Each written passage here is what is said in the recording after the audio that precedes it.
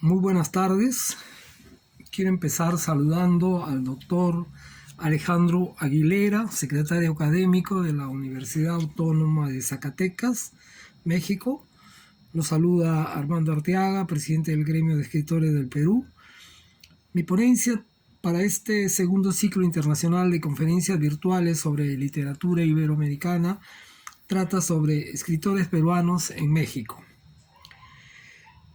Quien primero abre una perspectiva de encuentro entre escritores peruanos y mexicanos, o también entre las dos culturas, Perú y México, para abreviar un poco por razones de la ponencia, es José Carlos Mariátegui.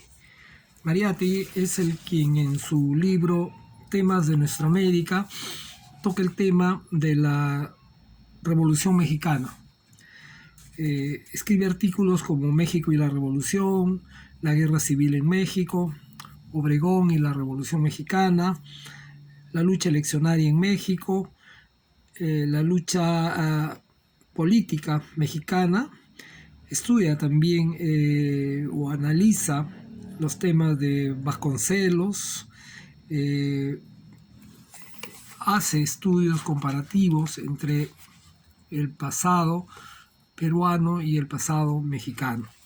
Ese encuentro con Mariátegui es un encuentro feliz que comienza tempranamente en el siglo pasado y que va a tener su referente en los años 50, cuando algunos escritores, sobre todo poetas sociales, fueron deportados hacia México.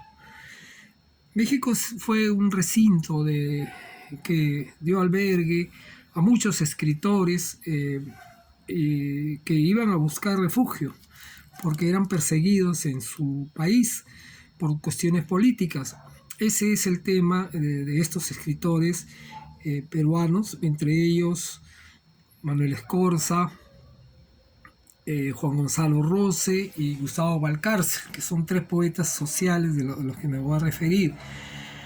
Este encuentro, que ya es vital entre personas que van a sufrir un exilio y un encuentro con la cultura mexicana, nos ha dejado algunos referentes que hay que tener en cuenta. Pero en ese intervalo entre Mariátegui y estos poetas sociales del 50, hay un poeta surrealista que es César Moro. César Moro aparece en México en los años 30, ¿no? Su verdadero nombre era César Quispe Sacín. Nació en Lima en 1903, estuvo en París en 1925, se identificó con el movimiento surrealista, colaboró en la revista que fundó Bretón, ¿no? la revista del surrealismo, en el año 30, regresa al Perú y con Emilio Westphalen hacen una revista que se llama El Uso de la Palabra, pero vuelve a México en el año 38 y permanece ahí 10 años. Con Bretón organiza la Exposición Internacional del Surrealismo, publica en México también la Tortuga Ecuestre y regresa al Perú en el año 48 y muere en el año 55. Bretón y César Moro activan en México en las épocas en que también en México se exilian Trotsky y también Eisenstein, el director de cine soviético.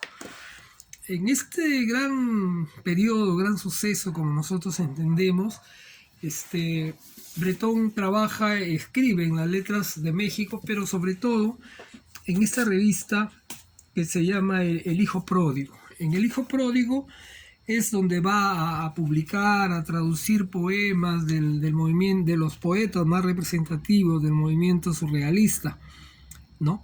Es ahí donde César Moro evidentemente va a destacar con mucha fuerza, con mucho activismo, ¿no?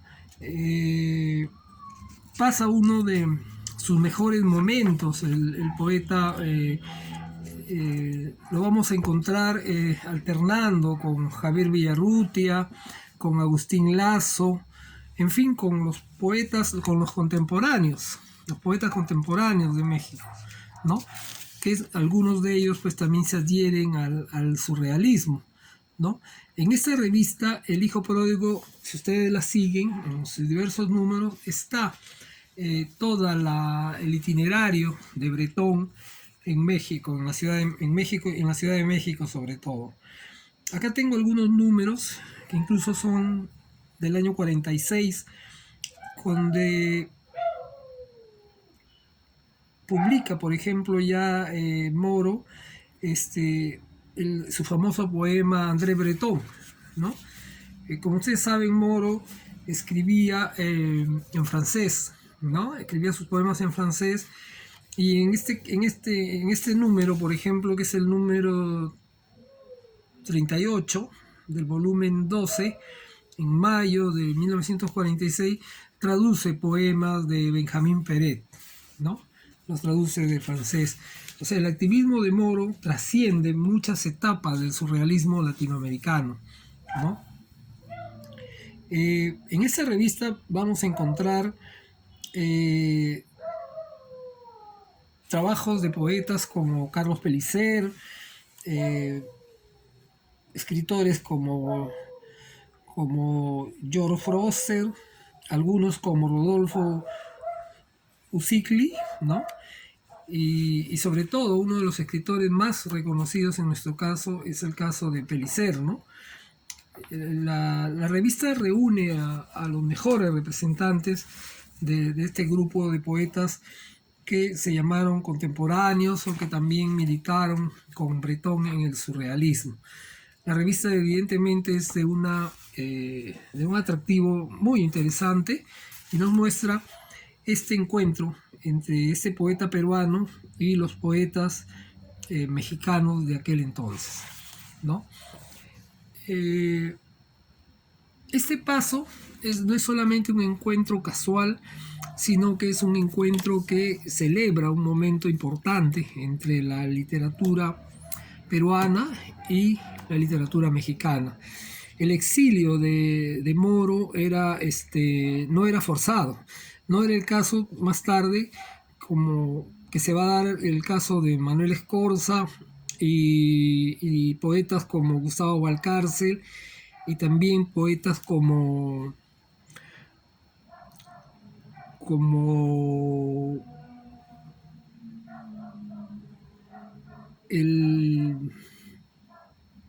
Gonzalo Rossi. Son poetas que están jóvenes, que viven las penurias del destierro mexicano, pero que escriben también parte de su obra literaria y pertenecen a la generación del 50. Poetas que son de la misma generación de Mario Vargas Llosa. Más tarde, la narrativa peruana con la narrativa mexicana van a tener su equivalente, en este caso Vargas Llosa y Carlos Fuentes. También vamos a tener en este periodo, pero no es forzado su encuentro, el encuentro de José Durán. José Durán publica 2 libros en el Fondo de Cultura Económica, el Ocaso de Sirenas, El Esplendor de Manatís y Desvariante. Son libros de narrativa que equivalen un poco a lo que hacía Rulfo o a lo que hacía nuestro poeta Arriola, ¿no? En minificción, y también de alguna manera la visión cultural de Monsiváis. Ese equivalente de estos escritores tiene que ver también con el trabajo que hace Octavio Paz en El laberinto de la soledad, que para el caso peruano tenemos un equivalente con Salazar Bondi en Lima lo horrible. Son textos de interpretación de la cultura peruana que se parecen mucho o que tienen influencia con la cultura y los escritores mexicanos por este encuentro, ¿no? Volviendo a Mariátegui, el referente con Mariátegui es también que en México se fundó el partido aprista, el APRA. El movimiento aprista se fundó en México y es un referente muy importante en términos culturales y políticos, ¿no? Más tarde incluso vamos a tener algunos poetas de la generación del 70 como José Rosa Ribeiro, que también fue deportado a México, va a vivir en México y se va a juntar con el grupo de los infrarrealistas donde está Roberto Bolaño, ¿no? Y, y otros poetas mexicanos infrarrealistas. Siempre hubo un encuentro entre los poetas o los escritores peruanos y mexicanos. Este encuentro ha sido muy fructífero y lo que yo he podido hacer por cuestiones de tiempo es hacer una aproximación muy rápida para sustentar que es importante unir lazos, seguir uniendo nuestros lazos entre Perú y México. Desde la parte milenaria hasta la modernidad tenemos encuentros, tenemos similitud, tenemos identidades muy parecidas, pero también tenemos perspectivas comunes que podríamos elaborar en términos de seguir lo que Mariátegui llama las perspectivas culturales de la América Morena. Por eso saludo este encuentro que se da y que se tendrá que seguir dando y celebrar la presencia de escritores peruanos en México y agradeciendo pues a la Universidad Autónoma de Zacatecas por fomentar este encuentro, este ciclo de conferencias de literatura iberoamericana. Muchas gracias.